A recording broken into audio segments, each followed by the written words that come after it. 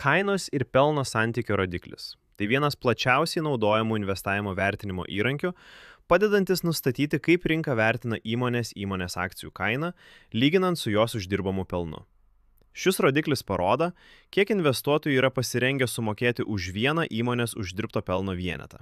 Kitaip tariant, jis leidžia nustatyti, ar akcija yra brangi ar santykinai neįvertinta.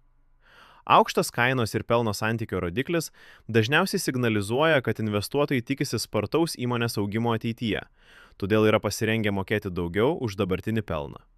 Tuo tarpu žemas rodiklis gali rodyti, kad įmonė yra nepakankamai įvertinta arba susiduria su tam tikrais iššūkiais. Tačiau vien šio rodiklio nepakanka galutiniams sprendimams. Būtina vertinti platesnį kontekstą, įskaitant sektoriaus ypatumus ir ekonominės sąlygas. Kainos ir pelno santykis ypač naudingas lyginant panašias įmonės toje pačioje industrijoje. Jis padeda identifikuoti skirtumus tarp rinkos lūkesčių ir realių finansinių rezultatų. Aišku, kaip ir kiti, taip ir šis rodiklis turi ribotumų.